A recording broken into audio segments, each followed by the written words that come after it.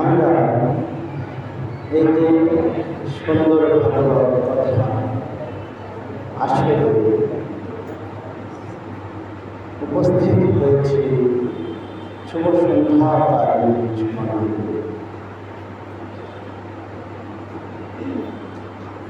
শাস্ত্রকার বলছে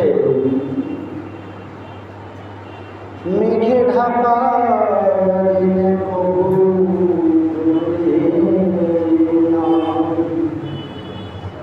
কৃষ্ণ কথা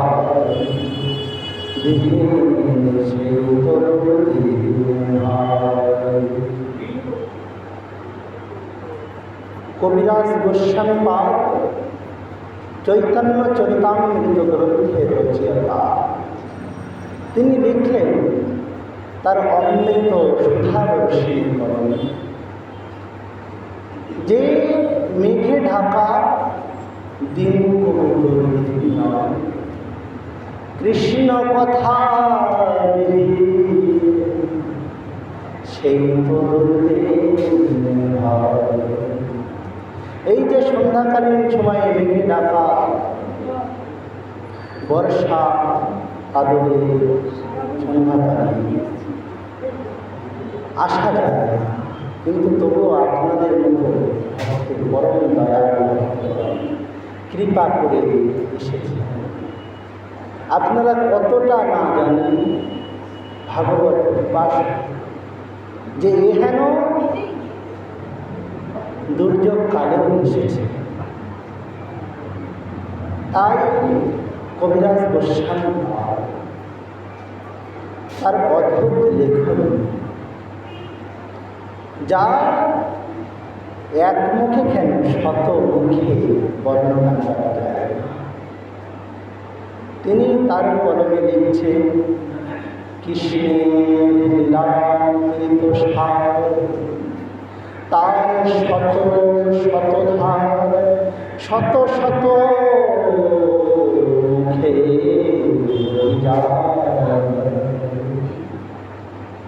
কৃষ্ণ লীলামৃত ধারা, কৃষ্ণের লীলার যে অমৃত ধারা তার শত শত ধার শত শতভাবে প্রবাহিত হয়, আবার সেই এক একটি ধারা শত শতভাবে দিকে প্রবাহিত।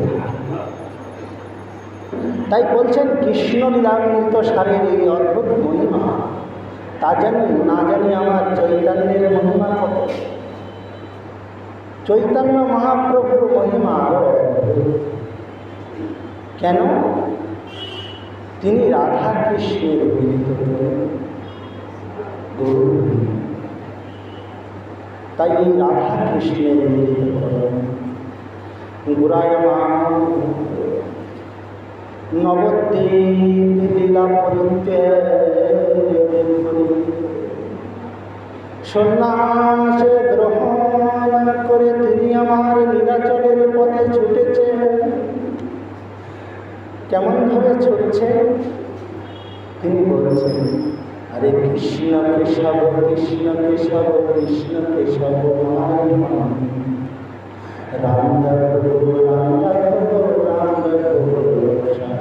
কৃষ্ণ কেশব কৃষ্ণ কেশব কৃষ্ণ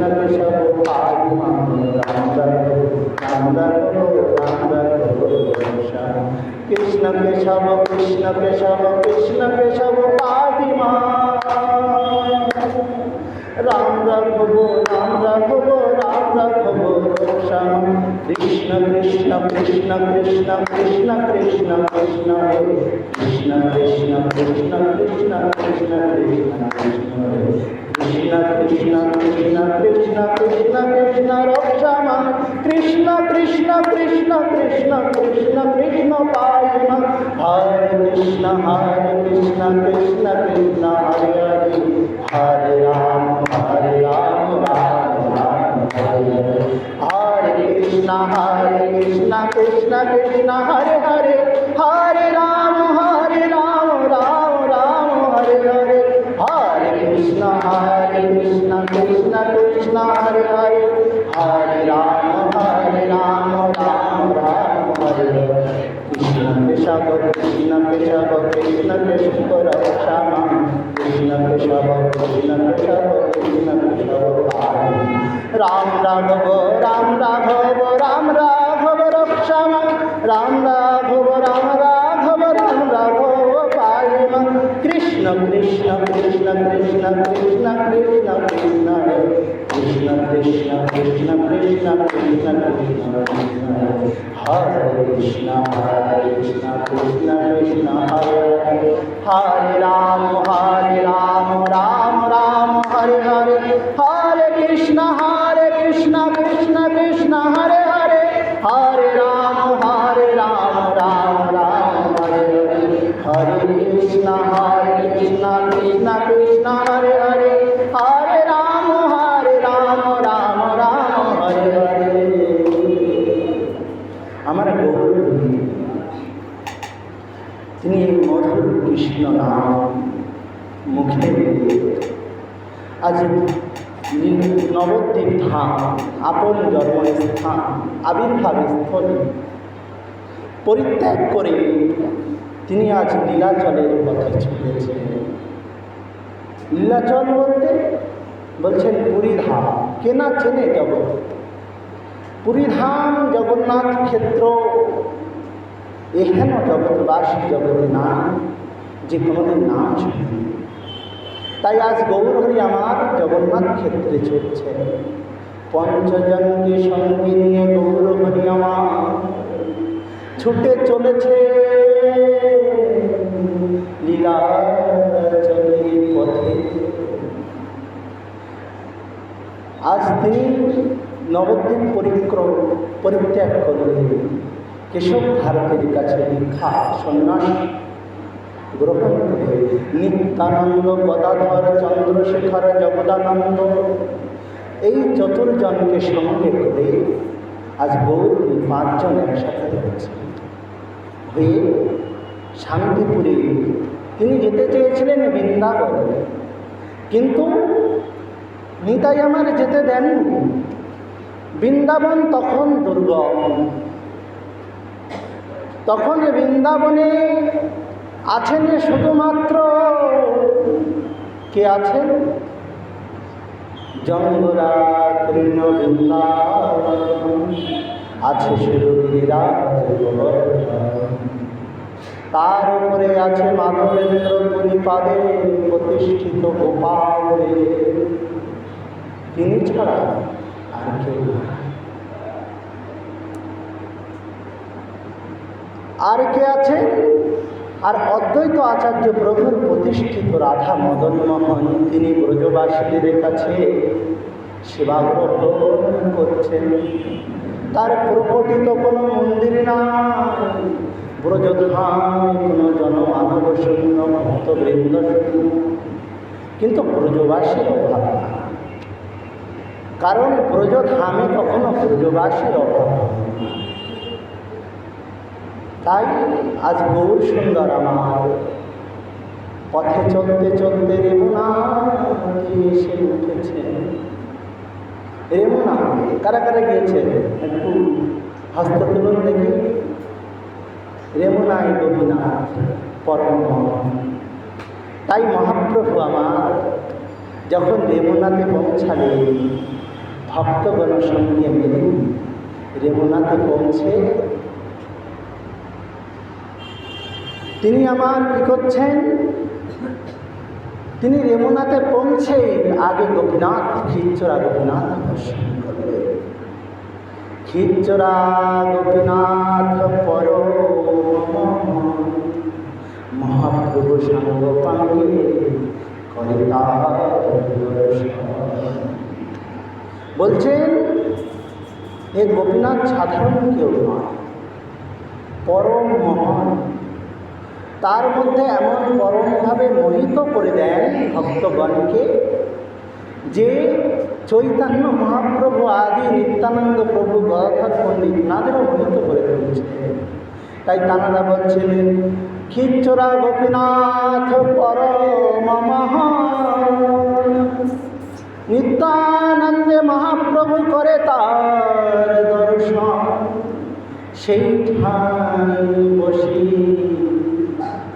মহাপ্রভু আদি সন্ধ্যা। সেইখানে সন্ধ্যার কিছু সময় পূর্বে মহাপ্রভাদি পৌঁছেছে। তাঁরা পৌঁছে নাট মন্দিরে বসে আছে। মন্দিরের সামনে যে নাট মন্দির, সেখানে বসে প্রভু সাঙ্গপাঙ্গ পার্শ্বদ সঙ্গে করে আজ বসেছে। আমরা যে স্থানটি পাঠ করছি সেটি চৈতন্য চরিতামৃতের মধ্যখণ্ডের চতুর্থ পরিচ্ছেদ। এই চতুর্থ পরিচ্ছেদ কৃষ্ণদাস কবিরাজ গোস্বামীর হস্তে। তাই এই চতুর্থ পরিচ্ছেদে চৈতন্য চরিতামৃতের যে কথা, মাধবেন্দ্র পরিপাদের ভাগবত ভিত্তি। তিনি এমনকি হেনজন যিনি মাধবেন্দ্র পরিপাদ কে, তিনি জগতে এত তার নাম। সমস্ত গৌড়ীয় বৈষ্ণবগণ মাধবেন্দ্র পরিপাদকে চেনেন না এমন নয়।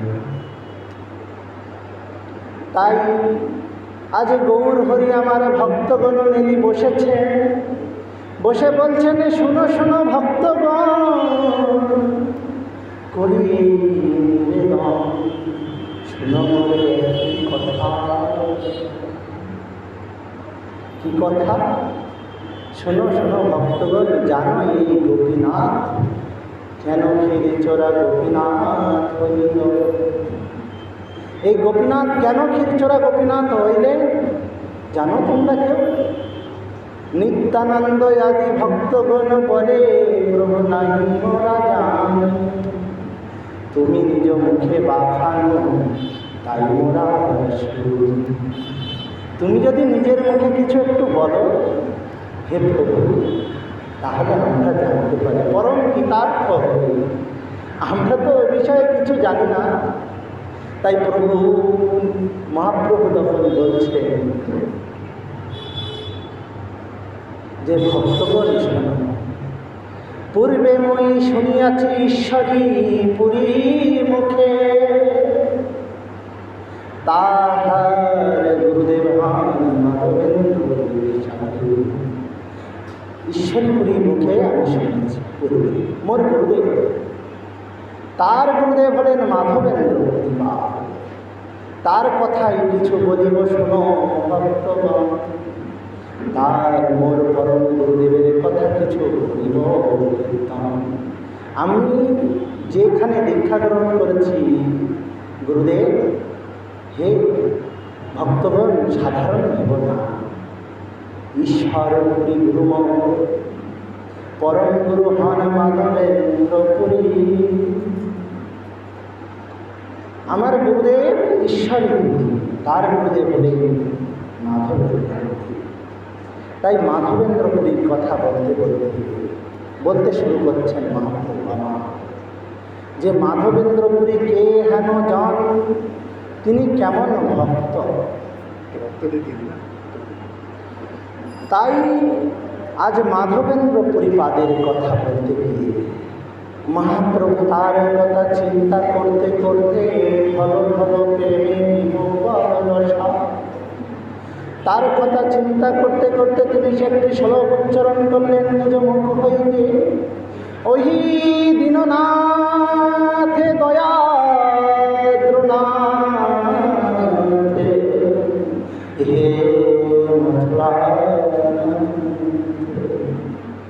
বলে তিনি যখন শ্লোকখানি উচ্চারণ করছেন ভক্তগণ সম্মুখে, ভক্তগণ শুনি কিছু বুঝিতে না পারে।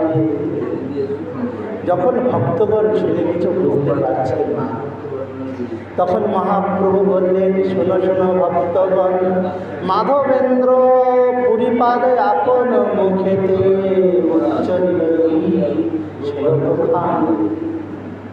মাধবেন্দ্র পুরীপাদ তিনি নিজের মুখে এই শ্লোকখানি উচ্চারণ করেছিলেন এবং তার স্বরচিত শ্লোক।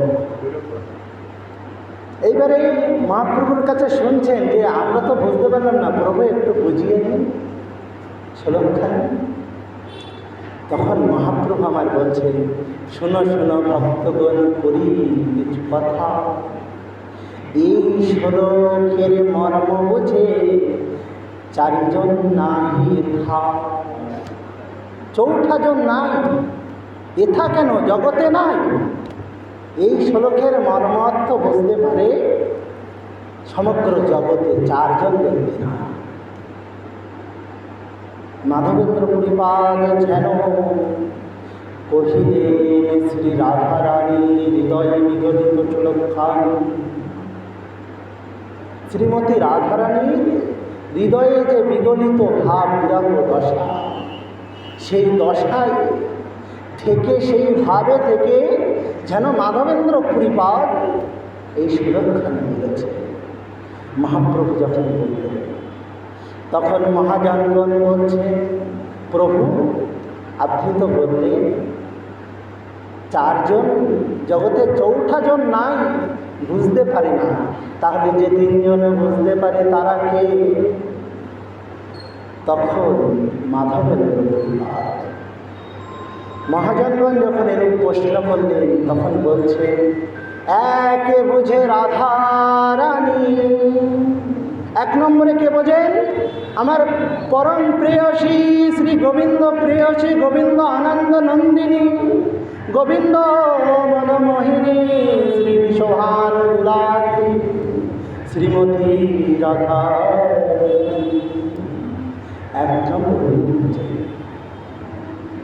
দুই বোঝেন পরম গুরু মাধবেন্দ্র, তিনি ভিন্ন অন্য কেউ বুঝিতে না পারে। দ্বিতীয় নম্বরে বোঝেন গুরুদেব মাধবেন্দ্র পরম গুরুদেব। আর তিনি বুঝি আর করি না বোঝে। তিন নম্বরে বোঝেন শ্রীকৃষ্ণ চৈতন্য মহাপ্রভু। আর জগতে চার নম্বর জন নাই যিনি বুঝবেন এই সুরক্ষার অর্থ। বোঝা সম্ভব না। ওই শ্লোকখানিকে কতটা হৃদয় বিগলিত, কতটা রসধারা প্রবাহিত করে, কতটা বিরহ দশায় রাধারানীর ভাবে ভাবিত হয়ে মাধবেন্দ্র মুখে পরিপাদের মুখ থেকে বিগলিত হয়েছিল, এমন শ্লোক জগতে আর নাই। এমন শ্লোক জগতে আর দ্বিতীয়টি নাই, যার অর্থ বুঝে তিনজন, নহি চৌঠাজন।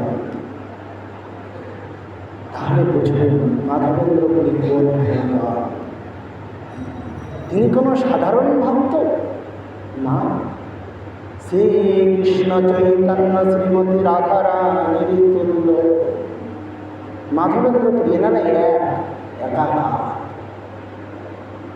এনাদের মধ্যে যিনি ভেদ দর্শন করবেন, তিনি কি জানবেন? ভগবত তত্ত্ব সম্বন্ধে। মাধবেন্দ্র পরিপাদের গুরু হন লক্ষ্মীপতি, লক্ষ্মী নারায়ণ সে যথারথী। সবসময় মাধবেন্দ্র পরিপাদের যে গুরু মহারাজ, তিনি ছিলেন লক্ষ্মীপতি। তিনি সেবা করতেন লক্ষ্মী নারায়ণের। এইবারে আপনারা মনে মনে প্রশ্ন করবেন, এ বাবা এটা কি হলো? আমরা তো যুগল সেবা করি, গৌরহরি আমার যুগল সেবক, তিনি যুগল সেবাই প্রদান করেছেন গোস্বামীগণকে, করেছেন না? কিন্তু এখানে কি হলো? মাধবেন্দ্র পরিপাদের গুরুদেব তিনি তো লক্ষ্মীপতি, তিনি আবার কি করলেন না? তিনি তো লক্ষ্মী নারায়ণের সেবা করেন, কিন্তু এই যে মাধবেন্দ্র পরিপাদ, ইনি সর্বপ্রথম যুগলের সেবার প্রতিষ্ঠিতা আচার্য। ইনি সর্বপ্রথম যুগল সেবা করেছেন নিজ হাতে, এবং সেই যুগল সেবার আদি যিনি, আমরা মাধ্যাচার্য গৌড়ীয় বৈষ্ণব সম্প্রদায়ের, কিন্তু ইনি যুগল সেবা করে সেই যুগল সেবার ধারাকে প্রবাহমান রেখেছেন। আজও গৌড়ীয় বৈষ্ণবগণ সেই মাধবেন্দ্র পরিপাদের প্রতিষ্ঠিত যে যুগল সেবার ধারা, তিনি যে যুগল সেবা তা জগতে বিখ্যাত, বড় বড় সংস্থান থেকে পরিচালিত হয়। এবং পৃথিবী বিখ্যাত ভক্তগণ কোনো চাপ কোনো কিছুই নয়, আপনা আপনি এসে ভক্তি আন্দোলনে দান করছে। কেউ কেউ বলে না যে তুমি এসে পেশার কোনো রকম অত্যাচার হয়, নিজের মনের ইচ্ছায় আসেন, ভক্তি কথা শুনে যুগল সেবা করেন।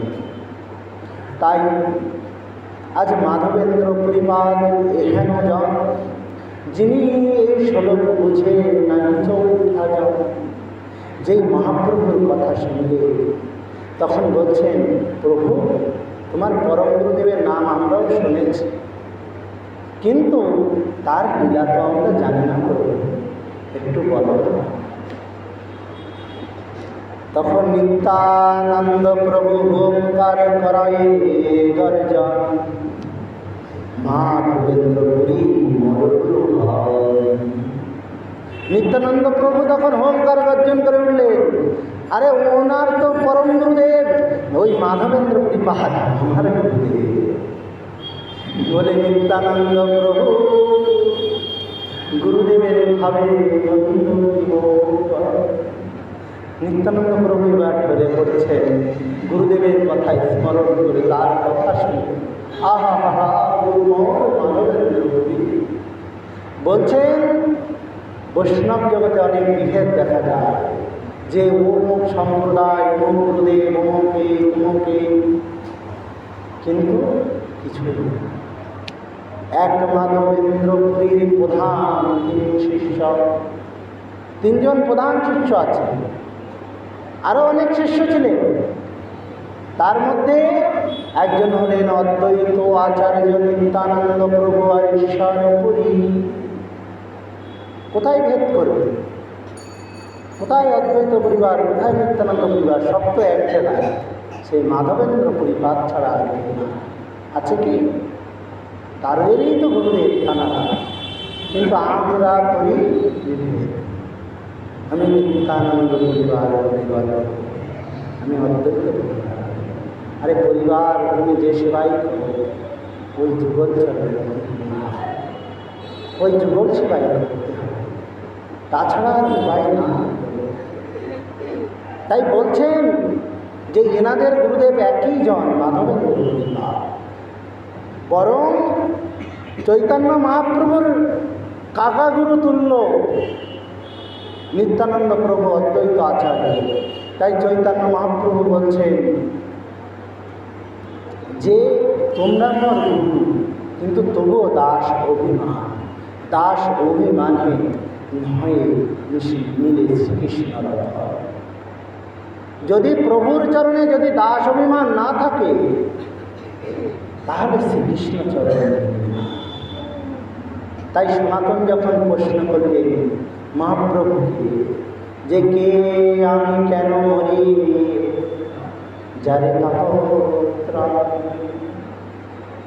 আমি কি, তখন মহাপ্রভু বলছেন জীবের স্বরূপ কৃষ্ণের নিত্যদাস, মায়া তটস্থা শক্তি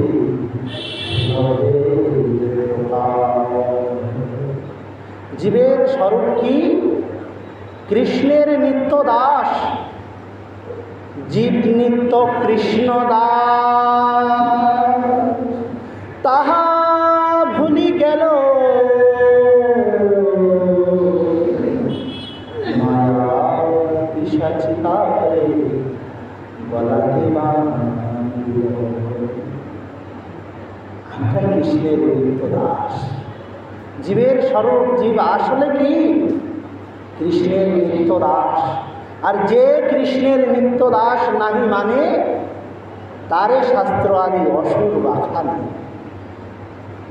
শাস্ত্র আদিতে তাকে অসুরের সমান তুলনা করা হয়েছে। দৈত্য অসুর আদি কত বলছেন। দাপর যুগেতে শিশুপাল আদি রাজাগণ ষোড়শ উপাচারে করিত বিষ্ণুর পূজা। তবু তারা কৃষ্ণে নাহি মানে তাই অসুর জ্ঞান করি। ষোড়শ উপাচারে বিষ্ণুকে পূজা করতেন, কিন্তু স্বয়ং ভগবান কৃষ্ণকে মানতেন না, তাই তাদের অসুরের মধ্যে গণনা করা হয়েছে। তাহলে আমরা কোথায় আছি? যে নাহি মানেছি চৈতন্য চরণ, তার মোরা করি অসুর মধ্যে গণন। আমি বলছি চৈতন্য চরিতামৃতে কৃষ্ণদাস কবিদাস গোস্বামী পাঠ করেছেন। তিনি বলছেন যে আমরা যে চৈতন্য নাহি মানে তারে অসুর মধ্যে করিয়ে গণন, তাকে অসুর মধ্যে গণন। আমাকে দোষ দিবেন না যে পাঠক মশাই এই কথা বলেছেন, না, চৈতন্য চৈতামৃতকার কৃষ্ণদাস কবিরাজ গোস্বামী তার মতো রসিক ভক্ত মাছ আর জগতে হয় না, আর হয় না। তাই তিনি বলছেন কৃষ্ণদাস কবিরাজ তিনি এত বড় কথা বলে দিলেন, তার কথাই আমরা শুনছি, তার সম্বন্ধে যদি একটু না বলি হয়, তাই তার সম্বন্ধে সামান্য একটু শুনি। কি বলছেন? কৃষ্ণ দাস কবিরাজ রসের ভাণ্ডারী, হারে যত করে রাখিল হে আরে হেম কুম্ভ করে রাখিল ওহে কৃষ্ণ দাস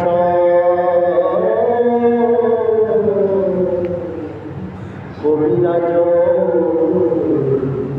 হেম কুম্ভ করে রাখিল ওই কৃষ্ণের চিত প্রেম জগজনে যতন করে যতন করে আরে কৃষ্ণ দাস কবিরাজ যতন করে। বলছেন কৃষ্ণদাস কবিরাজ গোস্বামীপাদ কি করলেন? তিনি হলেন রসের ভাণ্ডারী। কৃষ্ণদাস তার নাম, জীব নিত্য কৃষ্ণদাস মহাপ্রভু বলছেন তার নামই কৃষ্ণদাস। তিনি বলছেন চৈতন্য কৃপাতে মই আইন বৃন্দাবন, মদন মোহনের কৃপাতে মই শাস্ত্র বাখানি। চৈতন্য চরিতামৃত শাস্ত্রখানি লিখেছি মদন মোহনের কৃপাতে, আর নিত্যানন্দ কৃপাতে মই এসেছি বৃন্দাবনে। আমার কথা বলছি না, আমি নিত্যানন্দ মহিমা বলছি, যে নিত্যানন্দ কৃপা, নিত্যানন্দ জগৎগুরু। তিনি কেন জগৎগুরু? তিনি কেমন কৃপাময়! আমার মতো অধমকে পাঠিয়েছেন বৃন্দাবনে, এবং আমার মতো অধমের দ্বারা চৈতন্য চরিতামৃতের মতো মহাগ্রন্থ রচনা করেন। তাই বলছেন চৈতন্য চরিতামৃত এ তো নয় শুধু গ্রন্থ, সাক্ষাৎ শ্রী ব্রজেন্দ্র নন্দন। এ শুধু গ্রন্থ নয়, এর যদি শুধু গ্রন্থ হতো তাহলে বড় বড় ন্যাসী চূড়ামণি, বড় বড় পণ্ডিত, রাধাখণ্ডের ভাগবত বক্তাগণ বলতেন আমরা এই অধ্যয়ন করে সমাপ্ত করে ফেলেছি। কিন্তু রাধাখণ্ডের বড় বড় মহাজন আজও আছে। পণ্ডিত শ্যামসুন্দর বাবাজি মহারাজ, তিনি আজ মুখরাইতে সাধারণ ভোজন করছেন। গৌরাঙ্গমুখী বিশ্ববিদ্যালয়, গৌরাঙ্গ বিদ্যালয়ে তিনি পণ্ডিত ছিলেন। তার শিষ্য নিতাই পণ্ডিতকে তিনি আজ সেখানে পণ্ডিত আনা করতে দিয়েছেন। তুমি পণ্ডিত হয়ে এই বিদ্যালয়কে পরিচালনা করো, আমার তো বয়স হয়েছে, এই রাধাকুণ্ড ব্যবসায়ীতে ভরে গিয়েছে, তাই আমি একটু যাই মুখরাইতে। রাধাকুণ্ডের নানি হয়েছে। নানি বলতে বোঝেন তো, বোঝো ভাষায় ঠাকুরমাকে দিদাকে নানি বলা হয়, দিদিমা। মায়ের মাকে নানি বলে, যাকে বলে আমরা দিদিমা। তাই রাধারানীর নানির বাড়ি রাধাকুণ্ডের কাছে মুখরাহাটে, সেখানে বাজনাশিলা দেখতে পাবে। রাধারানী ওই বাজনাশিলা বাজাতে খুব ভালোবাসতেন। নানির বাড়িতে যখনই আসতেন ওই বাজনাশিলাতেই তার সময় কেটে যেত। তাই আজ সেই পণ্ডিত যে ওখানে আছে, এবং ওই বিদ্যালয়ের বিশেষ কিছু নিয়মকানুন, সকালে উঠে 8টা 7টার মধ্যেই বিদ্যালয়ে পৌঁছে গিয়ে সমস্ত ছাত্রগণ আজও সেখানে চৈতন্য চরিতামৃত, শ্রীমদ্ ভাগবত, প্রেম ভক্তি চন্দ্রিকা, বরাহপুরাণ, স্কন্দ পুরাণ আদি যত সাত্ত্বিক শাস্ত্রগণ, চৈতন্য ভাগবত আদি যত শাস্ত্রগণ অধ্যয়ন করে, এবং সেখানে হরিনামামৃত ব্যাকরণের শিক্ষা দেওয়া হয়। এবং সেই শিক্ষায় তিনি শিক্ষিত হন, তিনি তখন পণ্ডিত হয়ে যান।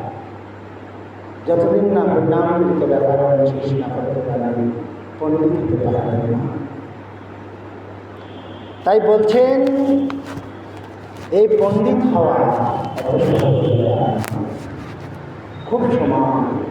কত যুগের কত সাধন ভজন, কত ভাগবত ভক্তি করার পর রাধা গোবিন্দের লীলা বুঝতে পারা, রাধা গোবিন্দের থাকা।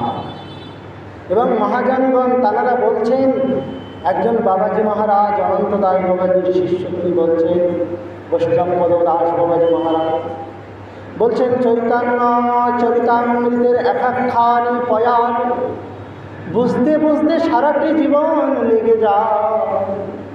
আমি ওই অতগুলি পয়ার কবে বুঝব? হে গৌর হরি তোমার কবে কৃপা হবে? হে কৃষ্ণদাস কবিরাজ, তুমি কেমনভাবে শাস্ত্রগণকে মন্থন করেছ, আমরা আজও বুঝতে পারছি না। আজও তোমার এই লীলার কিছু কিছু অংশ যতবার পড়ি ততবার নতুন মনে হয় অনেক কিছু এখনো জানা বাকি আছে। আজ আমরা কিছুই করতে পারি না। এই রূপ বারবার মনে হয় বলে তিনি রোদন করে উঠেছেন ভাগবত কথা।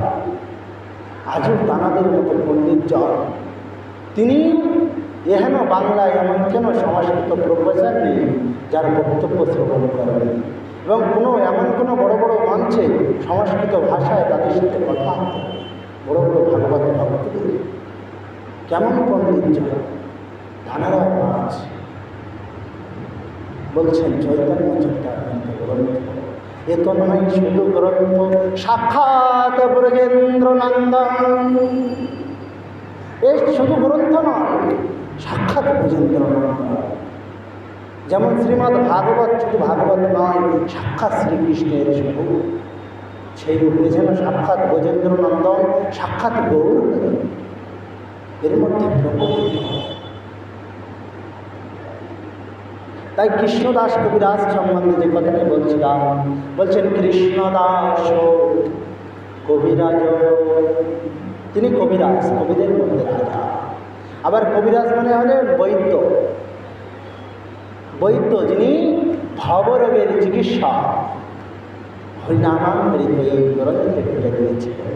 হরিনামের সার কথা সমস্ত গোস্বামীগণ মন্থন করে এই চৈতন্য চরিতামৃত গ্রন্থ রচনা করেছেন। তাই বলছেন ইনি রসের ভাণ্ডারী, ইনি বিভিন্ন রস নিয়ে বসেছেন। শান্ত সখ্য বাৎসল্য মধুর দাস্য, শান্ত দাস্য বাৎসল্য মধুর, এই পঞ্চরস। আরও গৌণ সপ্তরস আছে, মুখ্য পঞ্চরস, আরও সপ্তরস গৌণ আছে। এই রস নিয়ে তিনি ভাণ্ডার খুলেছেন, দোকান। কৃষ্ণদাস কবিরাজ রসের ভাণ্ডারী, আরে যতন করে রাখিল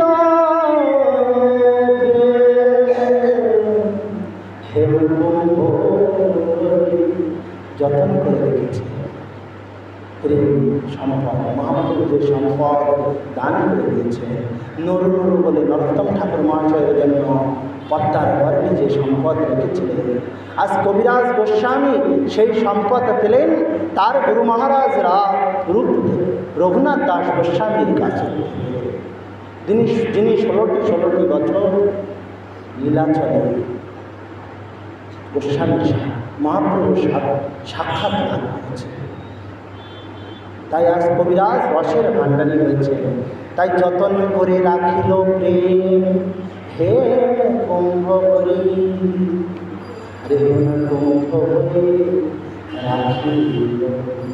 আমরা বুঝতে পারছি না যে এই হেমে কুম্ভটা কি, সোনার কলস ধরে রেখেছে।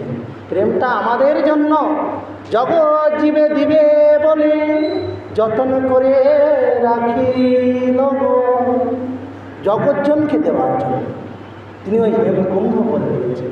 বলছেন হেম কুম্ভ যার কিছু নয়, হেম কুম্ভ শ্রী চৈতন্য চরিতামৃত গ্রন্থ, শ্রী চৈতন্য চরিতামৃত গ্রন্থ কি, কৃষ্ণদাস কবিরাজ গোস্বামী পাদ কি, শ্রীকৃষ্ণ চৈতন্য মহাপ্রভু কি, নিত্যানন্দ প্রভু কি, অদ্বৈত প্রভু কি, আধার पंडित की, शिवास पंडित की, माधवेंद्र पुरीपाद की, जय जय निताय गौर प्रेमानंदे हरिवा।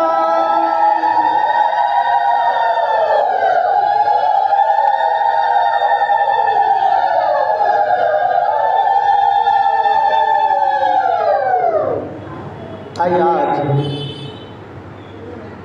কবিরাজ গোস্বামী প্রভু মাধবের চৈতন্য চৈতন্য, তিনি মহাপ্রভুর মুখ থেকে মহাপ্রভু বলছেন, কি কথা বলছেন সেই কলম দিচ্ছেন কবিরাজ। মহাপ্রভু বলছেন মা মাধবেন্দ্র পুরীপাদ বঙ্গদেশে জন্মিলা 1420 খ্রিস্টাব্দে, আর তিনি ছিলেন 70 বছর বয়স ধরা। 1490 খ্রিস্টাব্দে জগৎ ছেড়ে চলে গেছে। তাই মহাপ্রভুর আগে এসেছেন তার গুরুদেবের গুরুদেব, মানে অনেকটা আগে এসেছে। তাই আজ বলছে মাধবেন্দ্র পুরীপাদ বঙ্গদেশে জন্মিলা, বঙ্গদেশে জন্মগ্রহণ করেছে, আবির্ভূত হয়েছে। জগতে এহেন মহাজন সাক্ষাৎ ভগবানের পার্শ্বদ, এনারা এসেছেন বঙ্গদেশে।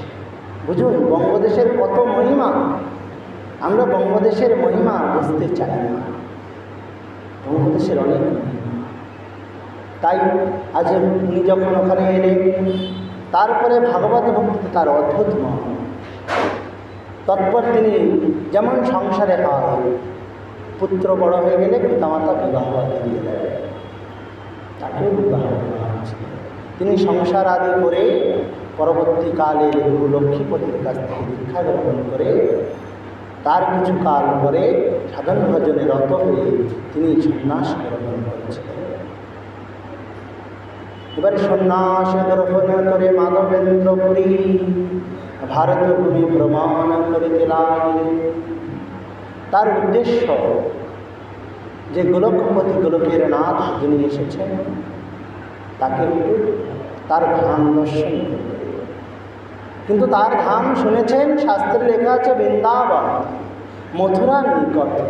মথুরা নগরী তখনও ছিল, কিন্তু বৃন্দাবনের অস্তিত্ব আর নাই।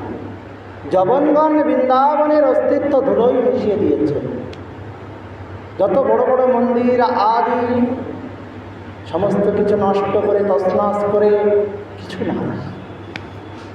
জগতে যতবার প্রকোপ আসে আগে বৃন্দাবনের উপর আসে, কারণ সেখানে সমস্ত ভারতবাসীর প্রাণ বসতি করে, প্রাণ বাস করে ওই বৃন্দাবন।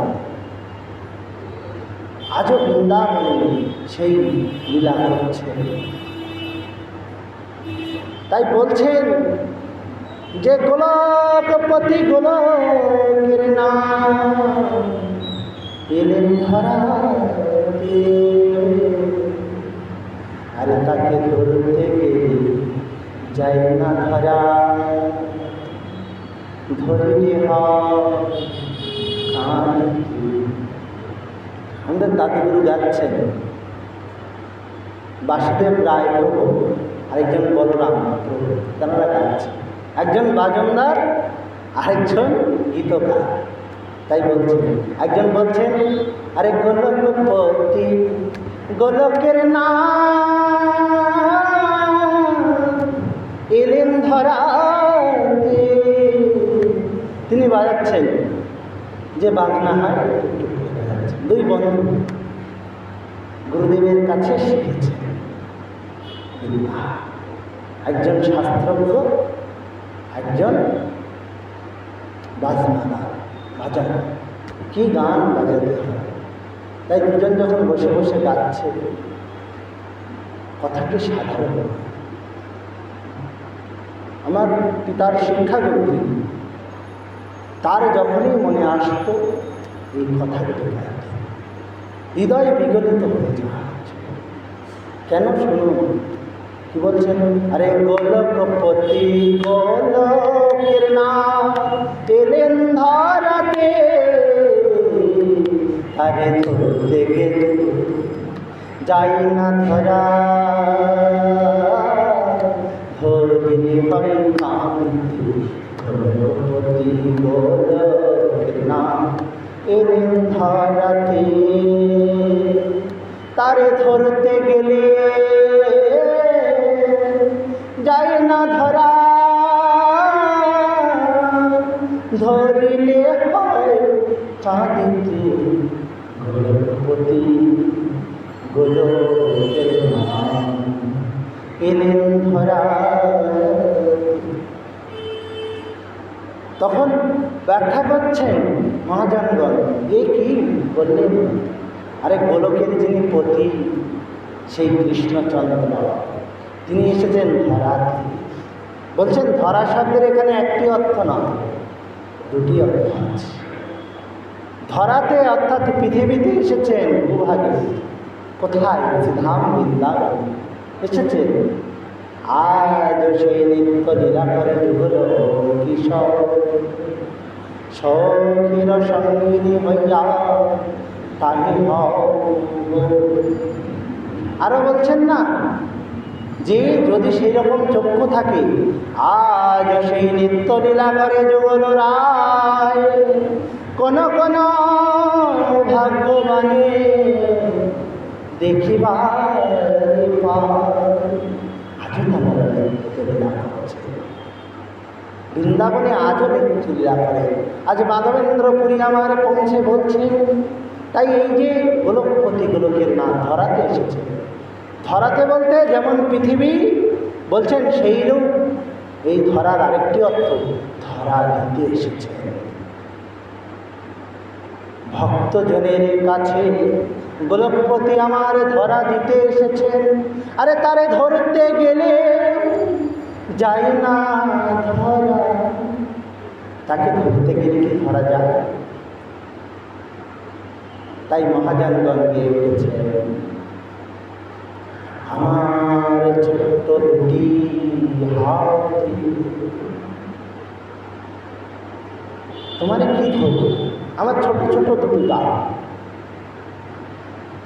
পাখি যদি আকাশের কিছুই না পায়, যত দূর পারে উড়ে যায়। পাখি আকাশের কিছু টের পায়? ও যতই উঠতে থাকে আকাশ তত বাড়ে, বাড়ে না? আকাশ কি কোনোদিন শেষ হয়? সেই রকম আমরা পাখির মতো যতই ছোট্ট ছোট্ট বাহু দুটি হাতে আমরা গোবিন্দকে ডাকছি, হে গোবিন্দ। তাই রাধারানী আক্ষেপের সুরে বলছেন, বামন হয়ে চাঁদে হাত। আমি বামন, বেটে মানুষ। এমনি লম্বা হলে তাও একটু মানা যায়, এমনি বামন, বেটে মানুষ, বামন হয়ে চাঁদে হাত। নিজেকে তুলনা করছেন, আমি বামন হয়ে সেই গোলকপতি গোলকের নাথকে ধরার চেষ্টা করছি। সম্ভব? সম্ভব না। তার যদি কৃপা হয় সে তুলে নেয় আমার। তার কৃপা হলেই সে তুলতে পারে কি না? যদি প্রধানমন্ত্রীর ইচ্ছা হয় আপনার সাথে দেখা করার, আপনার সাথে দেখা করতে পারেন কি না? যখন তখন পারেন। কিন্তু আপনার যদি ইচ্ছা হয় তো সহজ, দেখা করতে গেলে কত রকম সমস্যা আছে, সেই রকম গোবিন্দের যদি ইচ্ছা হয়, আরে তাকে ধরতে গেলে যায় না ধরা। ধরতে গেলে কি তাকে ধরা যায়? আরে ধরিলে হয় কাঁদিতে, আরে গোলকপতি ধরা। তাকে ধরতে গেলে ধরা যায় না, ধরলেই কাঁদতে হয়। তাই তিনি ধরা দিতে এসেছেন জগৎ মাঝে। তাই তাকে যদি ধরা হয় তাহলে কাঁদতে হয়। বলছেন সেই কান্নাটা কি দুঃখের কান্না, আনন্দের কান্না? বলছেন সেটি আনন্দের কান্না।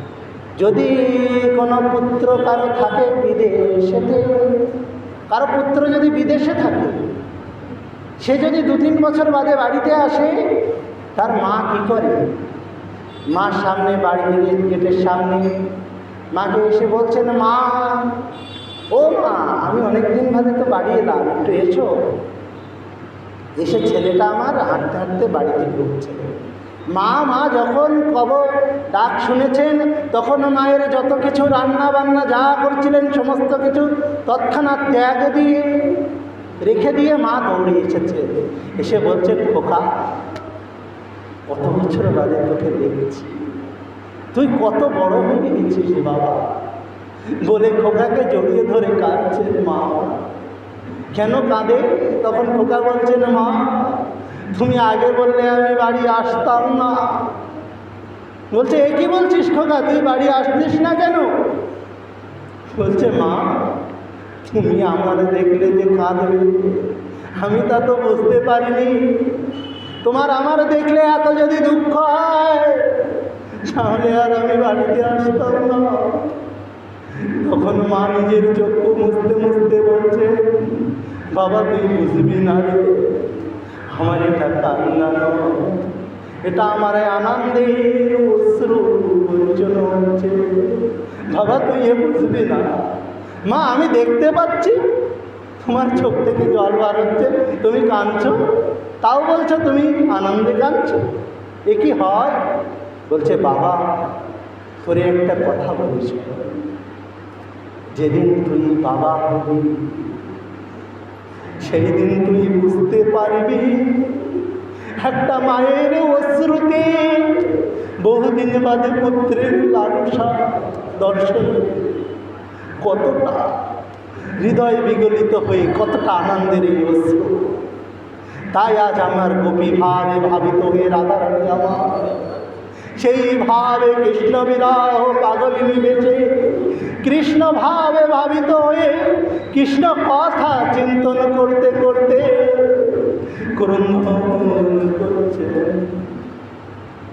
আজ মহাপ্রভু আমার গুরুদেবের কথা বলতে বলতে রোদন করছে। বলছেন, গো গুরু মাধবেন্দ্র পুরী আসি কইল শরীর পরিক্রমা। বৃন্দাবনে প্রবেশ করে মাধবেন্দ্র শৈল পরিক্রমা। বলছেন শৈল বলতে গিরিরাজ গোবর্ধন।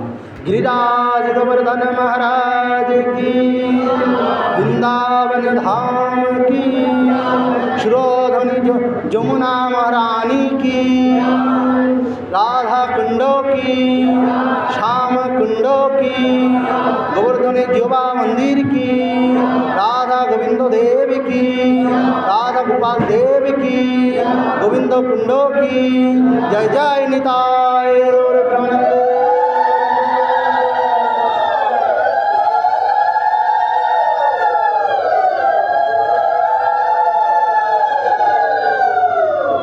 তখন গোবিন্দ বলছে, কিন্তু এই রাধাকুণ্ড শ্যামকুণ্ড কিছুই ছিল না। এগুলো আবিষ্কার করলেন পরে গিয়ে মহাপ্রভু ব্রজ দর্শন দিয়ে। এর লীলা আরো অধিক, রাধাকুণ্ড শ্যামকুণ্ডের মহিমা কথা অদ্ভুত।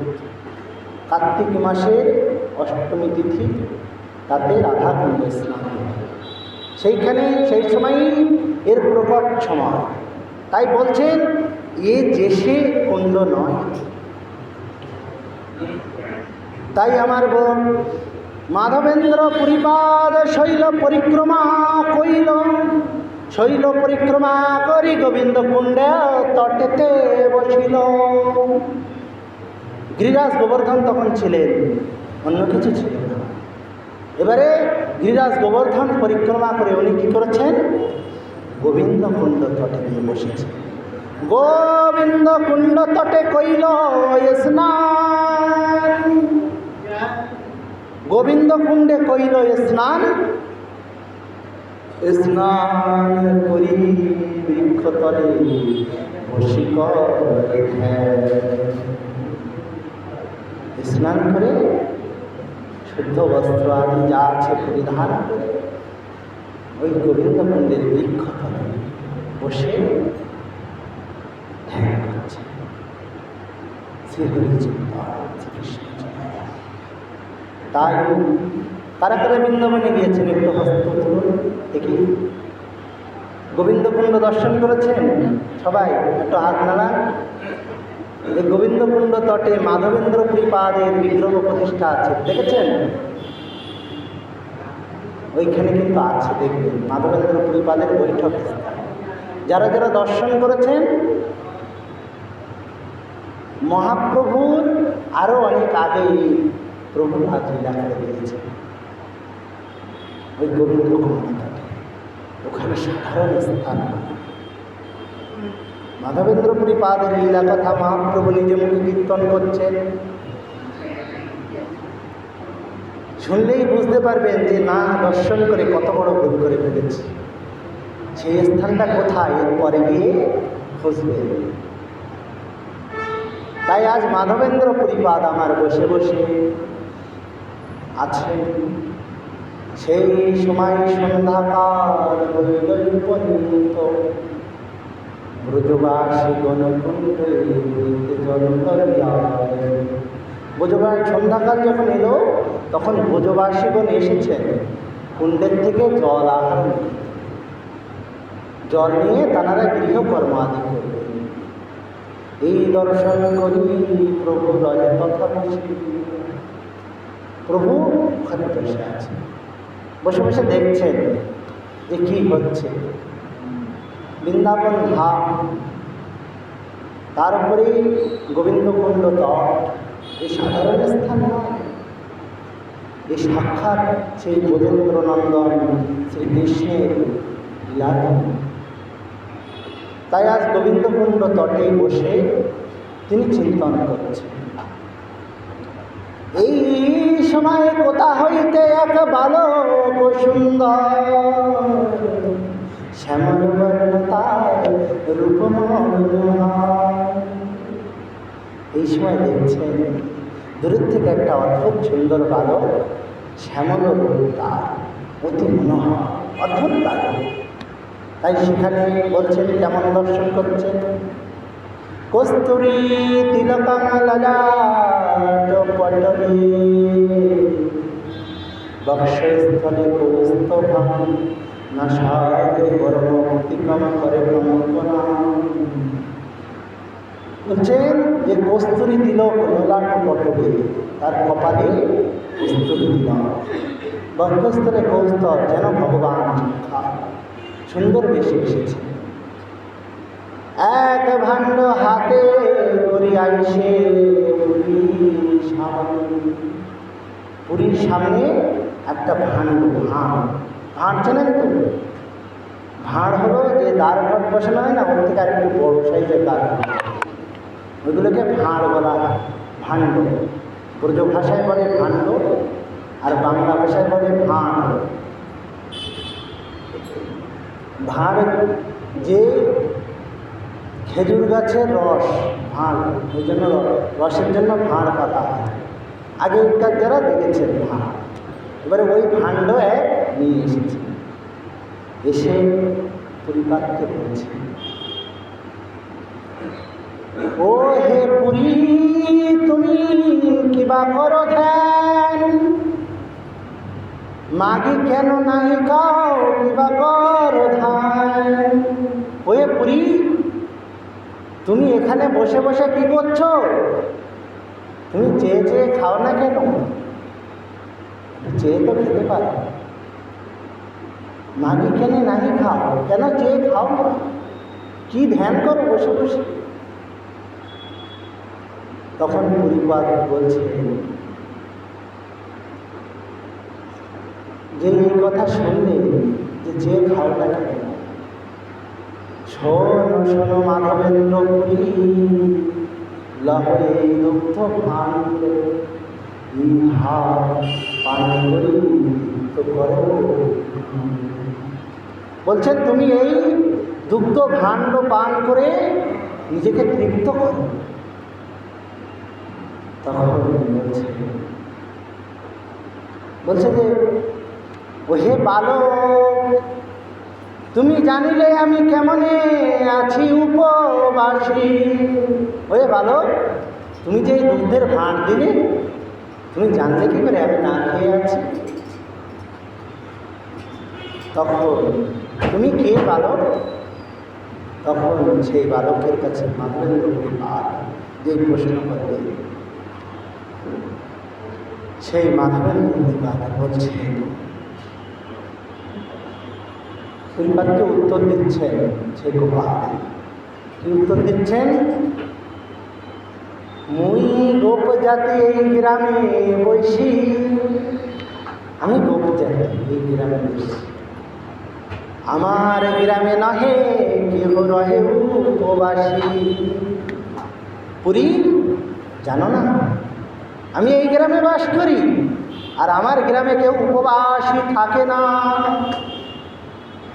যেই পরিপাত এই কথা শুনলেন, সেই সময় বলছে, ও বুঝলাম, তা তুমি কেমনে জানলে আমি উপবাস করে আছি? তখন বলছে, নারীগণ জল লইতে আইল গোবিন্দ কুণ্ডে, তোমার দর্শন করে বুঝিল। তোমার মুখখানা দেখে না যে নারীগণ এসেছিল, তারা কুণ্ডে থেকে জল নিয়ে যাওয়ার সময় তোমার মুখখানা দেখেছে, দেখে বুঝতে পেরেছি। মরে দুগ্ধ দিয়া পাঠাইল সেই নারীগণে, উহায় আছে সন্ন্যাসী প্রবার আছে ওইখানে। দেখো গিয়ে গোবিন্দ কুণ্ডে তটে এক সন্ন্যাসী বর বসে আছে, তাকেই দুগ্ধপান দিয়ে। যে পুরী বুঝলেন যে কথা তো পারা যাবে না ভালোবেসে, এ তো কারণ বলে দিচ্ছে। তখন পরিপাত বলছে যে ঠিক আছে, আমি দুগ্ধ পান। অযাচক জনে বলছেন যে আমি এই গোপ জাতি অযাচক জনে আহার দিই। বলছেন অযাচক বলতে যে চেয়ে খায় না। পরিপাদের এই ছিল নিয়ম, উনি কোনো কিছু চেয়ে খেতেন। যদি কেউ অযাচিত ভাবে নিজের ইচ্ছায় কিছু দেয়, তাহলে প্রসাদ দিতেন, সেটা যদি গ্রহণযোগ্য হতো তাহলে নিতেন এবং সেই প্রসাদ দিতেন। নাহলে গোবিন্দ ইচ্ছায় মুই রহি উপবাসী, গোবিন্দ যদি আমার আজকে উপবাস রাখেন, উপবাসে থাকবো। আর তিনি যদি প্রসাদ পাওয়ানোর যোগাযোগ করে দেন, প্রসাদ পাব। তাই মাধবেন্দ্র পরিপাত যখন বালকের কাছ থেকে ওই দুগ্ধ ভাণ্ড নিলেন, এবার দুগ্ধ ভাণ্ড নিয়ে বলছেন বালক, তখন বালক বলছেন, গোদহনে যাবিও যাব মই, সময় চলে যায়। আমি গোদহন করতে যাব, আমার সময় চলে যাচ্ছে, সন্ধ্যা হয়ে যাচ্ছে।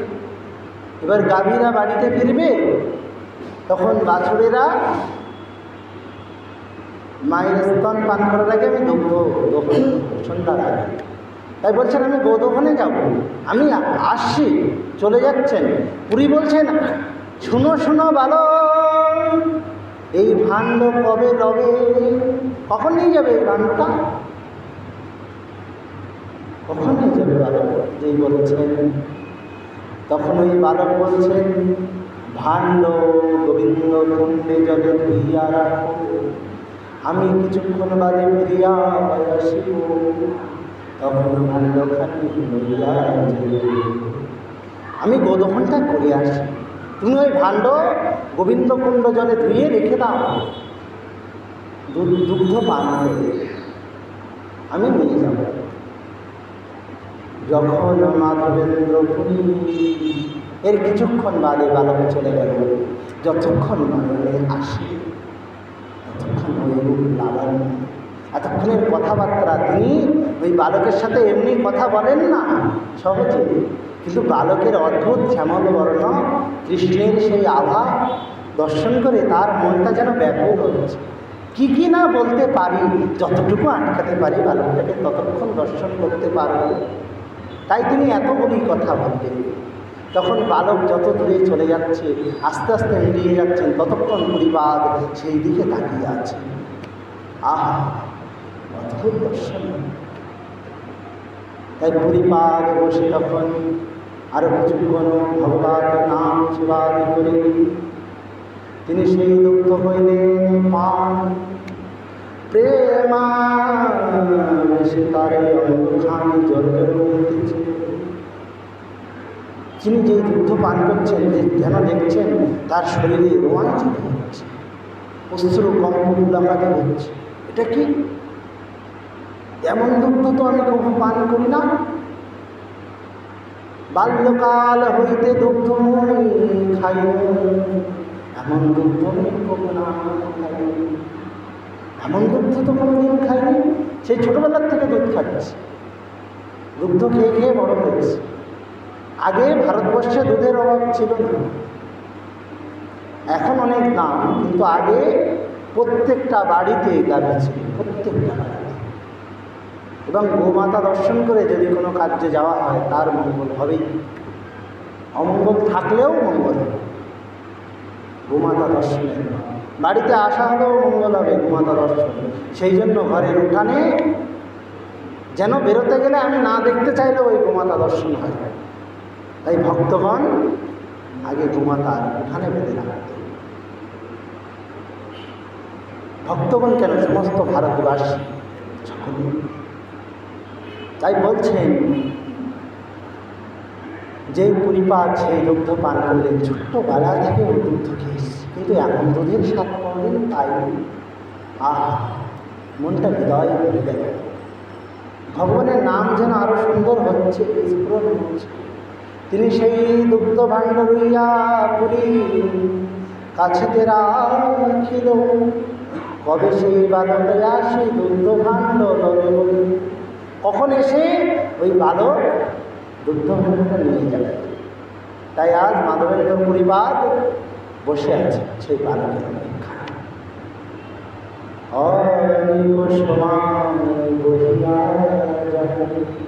বালক না আইসে,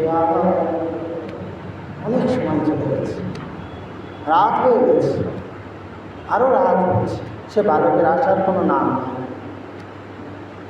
তখন মাধবেন্দ্র পরিবার নিয়ে গেল না ভাণ্ডটা, নিয়ে গেলে আরেকবার দর্শন হল, কত ভালো লাগে।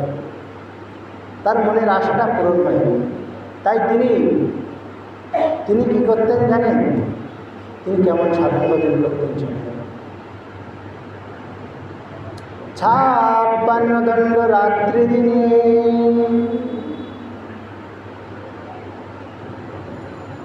আপন সাধন,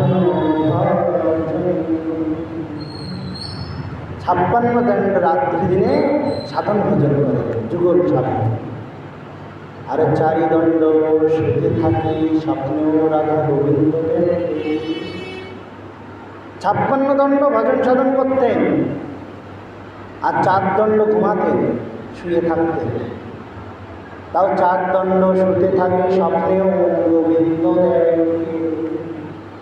চারদণ্ড উনি যতক্ষণ শুয়ে থাকতেন স্বপ্নে গোবিন্দ দর্শন করতেন।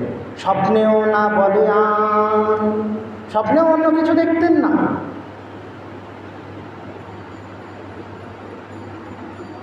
ছাপ্পান্ন দণ্ড বলছেন, এই দণ্ডের হিসাব তো বুঝতে পারলাম।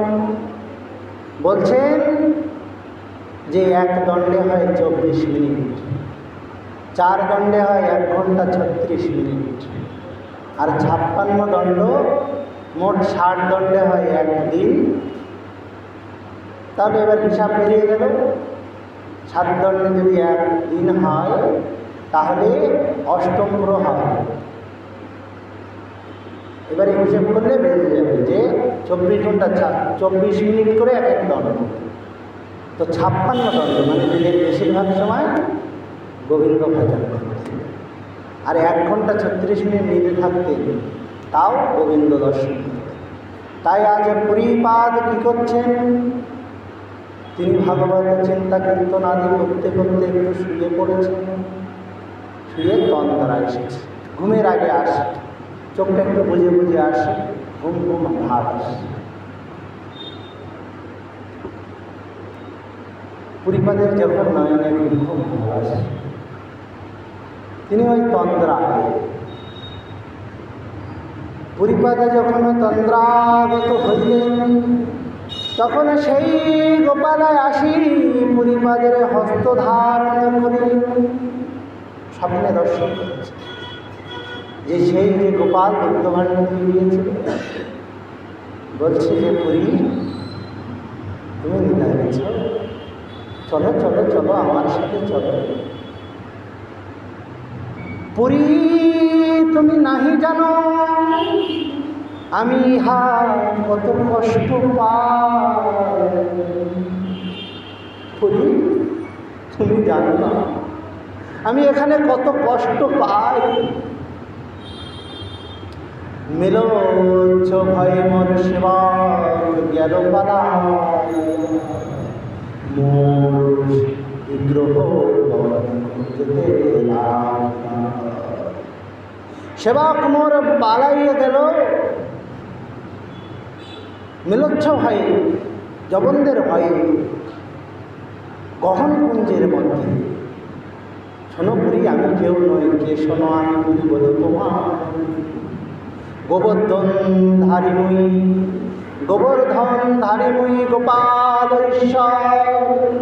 আমি গোবর্ধন ধারী, সেই গোপাল বজ্রের স্থাপিত আমি, মই গোবর্ধন ধার।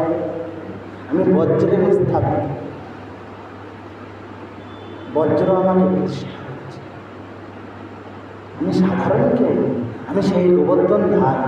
সপ্তম বৎসরের বালক পরে আমাকে যে গোবর্ধন ধারণ করেছে, সেই গোবর্ধন ধার।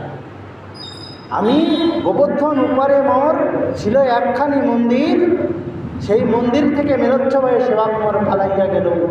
এই গহন কাননে আমার বিগ্রহকে দেখে কত কষ্ট পায় তুমি জানো না। তাই পুরীপাদ দেখছেন সেই বালকখানে কি বলছে, স্বপ্নে দেখছেন। তাই বলছেন যেই বালক এই কথা বলবে, বালক আরও বলছে, পুরী বহুদিন রইয়াম এই গহন কাননে, মাধব কবে আসিবে হে পুরী মাধব, তুমি জানো না আমি কতদিন তোমার অপেক্ষা করে বসে আছি। বহুদিন আমি আরো অনেকের হাতে প্রতিষ্ঠিত হতে পারতাম, কিন্তু কবে এসে মাধব আমায় একটু সেবা করবে।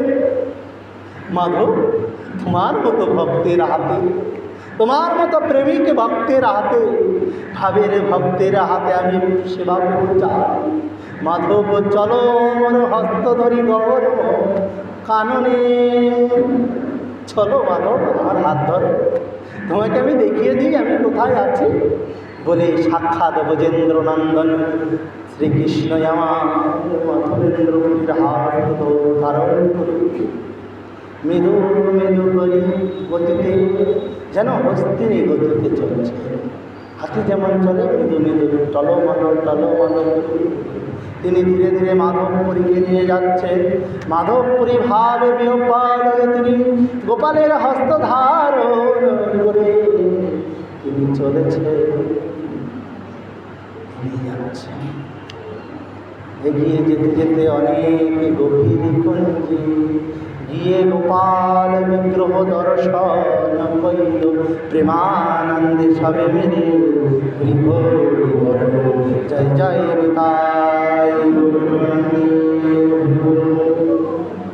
সাক্ষাৎ দর্শন করবে যে গহন কাননে তুমি আছো, যেই পুরীর হস্ত ধরি বিগ্রহ করাইলা দর্শন, তখনই তন্দ্রা ভাঙি মাধবপুরী।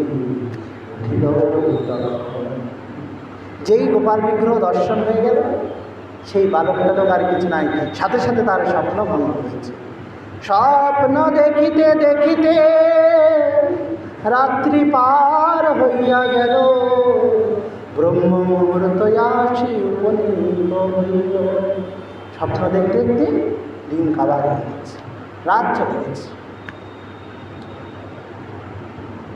কবিরাজ গোস্বামী পাদ এত সুন্দর করে বর্ণনা করেছে, যে ভাব অর্থ কি সুন্দর। তাই আজ সেই মাধবেন্দ্র পরিবার নিদ্রাভঙ্গ হয়েছে, উঠেছে। উঠে তিনি কি করছেন দেখুন। মাধবেন্দ্র পুরী যাবে নিদ্রাভঙ্গ হইল, মাধব বলিতে তবে আছড়া করিয়া ঘুমিতে। যেই নিদ্রাভঙ্গ হল, তিনি উঠে আছাড় খেয়ে সেই গোপ বালক যেখানে দাঁড়িয়েছিল এসে কত কথা বলে গিয়েছে। সেই ভূমিতে লুটোপুটি খায় পুরি, ধুলা মাখে গায়। সেই পুরী বলছে না, গোবিন্দ দেখিনু মই নারিনু চিনিতে। হায় হায় হায়, আমার মতো দুর্ভাগার জগতে কে আছে? আমি গোবিন্দ দর্শন করলাম, কিন্তু তাকে চিনতে পারলাম না। এই বলে মাধবপুরী প্রেমাবিষ্ট হইয়া মাধব ভূমিতে পড়িল। প্রেমাবিষ্ট হয়ে মাধব ভূমিতে পড়ে ঘোরাঘুরি যাচ্ছে আর বলে, গোবিন্দ দেখিনু মই নারিনু চিনিতে। এত হতভাগা মই আর না আছে জগতে, আমার মতো হতভাগা আর কেউ নেই জগতে। সাক্ষাৎ গোবিন্দ দর্শন করে আমি তার কাছে সেই সময় চরণ দিব, বন্দনা করবো কোথায়? আমি তার সাথে কেন প্রশ্ন করে কাটিয়ে দিয়েছি, আমি চিনতে পারলাম না, আমার কত দুঃখ। বলে মাধব ওই চরণ ধরি মাগছেন নিজ অঙ্গে, যেন ঠাকুর মহাশয়ের পথটিকে সিদ্ধ করলেন। বৈষ্ণবের পদধূলি তাহে মোরে স্নান কেলি, তর্পণ মোর বৈষ্ণবের নাম। বৈষ্ণবের পদজল প্রেম ভক্তি দিতে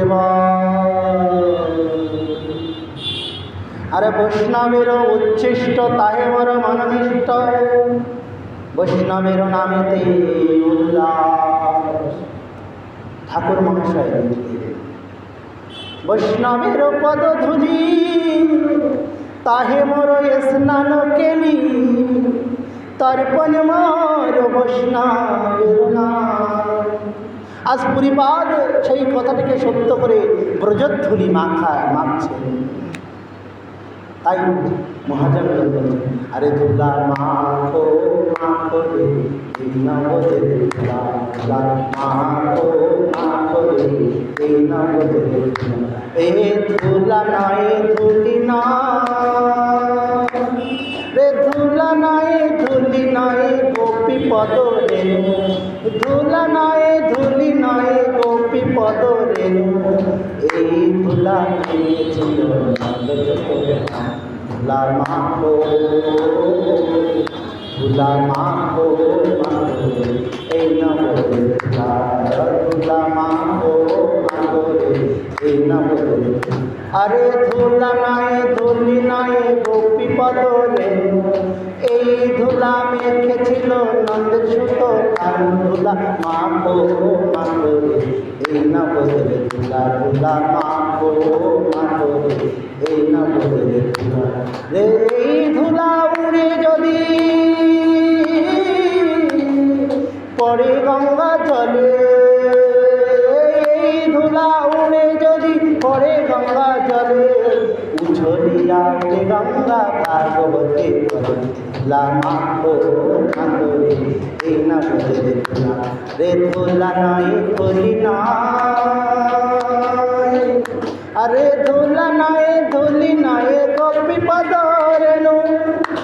আরে এই ধুলা মেখেছিল নন্দ সুতো কান। ধুলা মাখো মাখোরে এই নগরে ধুলা। আরে ধুলা নাই ধুলি নাই গোপী পদরে, এই ধুলা ধুলা মাখো মাখোরে এই নগরে ধুলা। ধুলা মাখো মাখোরে এই নগরে ধুলা। ধুলা মাখো মাখোরে এই নগরে ধুলা। আরে এ ধুলা নয়, ধুলি নয়, এই গোপী পদ রেণু, গোপীদের পায়ের ধুলা, গোপীদের পায়ের রেণু। রাধা পাদরেণু পাইবার লাগিয়া গোস্বামীগণ তপস্যা কত যে করিয়াছেন তার সীমানা। শুধু রাধা পাদরেণু একটা কণা পাওয়ার জন্য গোস্বামীগণ সারা জীবন কোথায় প্রধানমন্ত্রী হুসেন সাহেবের সনাতন গোস্বামী পাদ এই প্রজেক্ট উঠেছে। একটা কণা যদি পেতাম ওই রাধারানীর চরণের ধুলা, আমার জীবনও সার্থক হয়ে যেত। তাই রূপ গোস্বামী পাদ তাঁরাও এসেছেন। জমিদারি ত্যাগ করে রঘুনাথ দাস গোস্বামী পাদ এসেছেন, রঘুনাথ ভট্ট গোস্বামী পাদ এসেছেন, গোপাল ভট্ট গোস্বামী পাদ এসেছেন, আরও কত কত মহাজন এই ব্রজে এসেছে শুধুমাত্র ব্রজধুলা প্রাপ্তির আশা, শুধুমাত্র গোবিন্দ সেবা। তাদের একটু চরণ দিয়ে ধুলা গোপী পদরে, এই ধুলা কেউ অন্য কেউ মাখেননি, এই ধুলা মেখেছিল নন্দের শত কানু। নন্দের পুত্র ছেড়ে। আর এই ধুলা যদি পড়ে গঙ্গা জলে, গঙ্গাও ছড়িয়া যায় ভাগবতী বলে। এই ধুলা গঙ্গা জলে যদি একটু পড়ে, গঙ্গা উতলিয়ে ওঠে, ভক্তিভাবে ওঠে, ভক্তিভাবে এসে ওঠে। যা গোবিন্দ পদরাম বৃন্দ, গোবিন্দ পদের যে অমৃত আমার ওই অঙ্গে একটু লেগেছে, এই বলে গঙ্গা উদ্ধার কথা। তাই ঠাকুর মহাশয় বলছে, বৈষ্ণবের পদধূলি তাহে মর স্নান কেলি, তর্পণ মর বৈষ্ণবের না। আমি একটু বৈষ্ণব পদধূলিতে স্নান করতে চাই, আমি তাতেই স্নান করি। আরে তর্পণ মর বৈষ্ণবের না। আমার যদি কোনোদিন আমার নামে তর্পণ কেউ করো, তাহলে বৈষ্ণবের নাম দিয়ে আমার একটু তর্পণ করো, আমার আর কিছু চাই না। আরে বৈষ্ণবের উচ্ছিষ্ট তাহে মোর মনোনিষ্ট, বৈষ্ণবের নামেতে উল্লাস। বৈষ্ণবের একটু উচ্ছিষ্ট যদি পাই, সেটাই আমার মনোনিষ্ঠা। আর বৈষ্ণবের নামেতে উল্লাস। আরে বৃন্দাবনের চবুতারা তাহে মোর মনোঘেরা, কহে দিন নরোত্তম।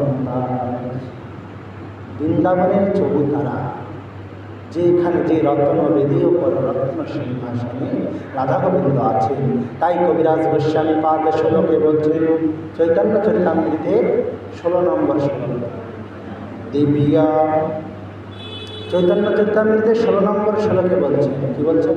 দিব্যারবিন্দরণ্যা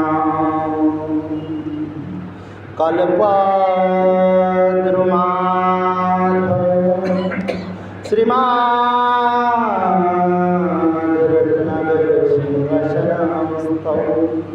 শ্রীধরাধ পৃষ্ঠায় সেব্য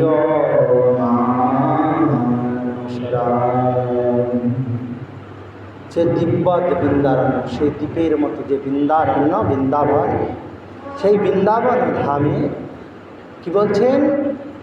যে দিব্যাদ বৃন্দারণ্য কল্পদ্রুমাধ, কল্পবৃক্ষের নিচে দিব্যাদ বৃন্দারণ্য কল্পদ্রুমাধ শ্রীমাদ রত্নাগর রত্নের সিংহাসনস্থৌ, সিংহাসনের উপরে শ্রীল রাধা গোবিন্দ দেব পৃষ্ঠায় লিভি সেপ্যমানৌ চরামি। সেই সুন্দর সিংহাসনের উপরে কি আছেন? আমার রাধা গোবিন্দ। আর তার চারিপাশে ভ্রমরীর যেমন মৌচাকে, ভ্রমরগুলি যেমন ধায় মধু লোভে, ভ্রমর যেমন মৌচাকের প্রতি তাকিয়ে থাকে, সেইরূপ আলিভি তার চারিপাশে সখীগণ মঞ্জরি আদি সকলেই সেই দিকে দৃষ্টি নিক্ষেপ করে সেই রাধা গোবিন্দের যুগল মধুর কমল হইতে তারাই আমার সেই যেন মধু পান করছেন, সেই রূপের রস মাধুর্য পান করছেন। তাই বলছেন, বৃন্দাবনের চবুতারা তাহে মোর মন ঘেরা, কহে দিন নরোত্তম দাসে, কহে দিন নরোত্তম দাস। নরোত্তম দাস বলছে, আমার তাতেই মন ভরা। আরে বৈষ্ণবেরও পদে জল প্রেম ভক্তি দিতে বা, বৈষ্ণবের পদজল কি সাধারণ কিছু? ঠাকুর মহাশয় বলছেন, বৈষ্ণবেরও পদজল প্রেম ভক্তি দিতে বা, প্রেম ভক্তি দেওয়ার সামর্থ্য রাখে, সাধারণ কিছু নয়। তাই বলছেন মহাজনগণ, কি বলছেন? বৈষ্ণব বলছেন, বৈষ্ণবের পদজল আর বৈষ্ণবের পদধূলি আর বৈষ্ণবের উচ্ছিষ্ট, এই তিন সাধনের মহাবল। সাধন করতে গেলে যার এই তিনটে কিছুই সৌভাগ্য হয়নি তার কথা। তাই আজ আমার বলছে যে এই মাধবেন্দ্র কৃপাদ এই ভূমিতে গড়াগড়ি দিতে বলছে, গোবিন্দ দেখেন ওই নারী চিনিতে। আমি গোবিন্দকে দর্শন করলাম কিন্তু চিনতে পারলাম না। এইবারে তিনি সেখান থেকে উঠে কি করছেন? এতক্ষণ তো প্রেমে বিহ্বল হয়েছিলেন, তাই তিনি উঠে আজ বলছেন, কর্তব্য আছে মোর, গোবিন্দ কৃপা করে যে কর্তব্যখানি দিয়েছেন সেগুলি পালন করাই অবশ্য কর্তব্য। গোবিন্দ যে কৃপা করে আমার যে কর্তব্যটা দিয়েছে, কাজটা দিয়েছে, সেই কাজটা আমার করা দরকার।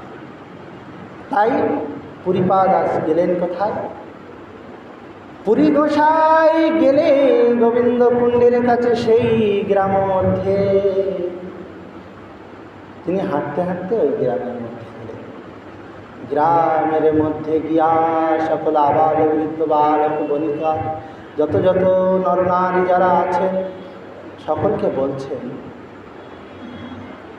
গ্রামের ঈশ্বর তোমার আছে কুঞ্জে লুকাইয়া, চলো সবে দাকুল বাহির করো তারে আনি বাহির করিয়া। তোমাদের বাড়িতে যা যা আছে সেসব অস্ত্রপাতি নাও, তোমাদের গ্রামের ঈশ্বর এই গহন কুঞ্জে কাননে আছে, সেখান থেকে বাহির করো। এইবারে যখন বললেন, ভক্তগণ সবাই কী করছেন? ব্রজবাসীগণ শুনলেন, শুনে মাধবেন্দ্র পুরীপাদের সাথে আস্তে আস্তে সবাই সাথে করে নিয়ে গিয়ে সেই গহন কুঞ্জ পরিষ্কার করে, কেউ কেউ আনন্দ দেখছে, সেই পরিষ্কার করে সাক্ষাৎ গোপাল বিগ্রহকে প্রকাশ করলেন। শ্রী গোপাল ভগবান কি, গোবর্ধনধারী ভগবান কি, বৃন্দাবন ধাম কি, রাধা কুণ্ড কি, শ্যাম কুণ্ড কি, জয় জয় নিতাই গৌর প্রেমানন্দে হরি बोल। वंचाकल्पतरुभ्यश्च कृपा सिन्धुभ्येव पतितानां पावनेभ्यो वैष्णवेभ्यो नमो नमः। श्रूयतां श्रूयतां नित्यं यतं यतं मुदा चिन्ततां चिन्ततां श्रीकृष्णचैतन्य कथामृतं। हरे कृष्ण कृष्ण कृष्ण हरे हरे, हरे राम राम राम हरे हरे। जय जय श्री राधे, जय जय श्री राधे, जय जय श्री राधे, जय जय निताय गौर प्रेमानंदे हरि बोल।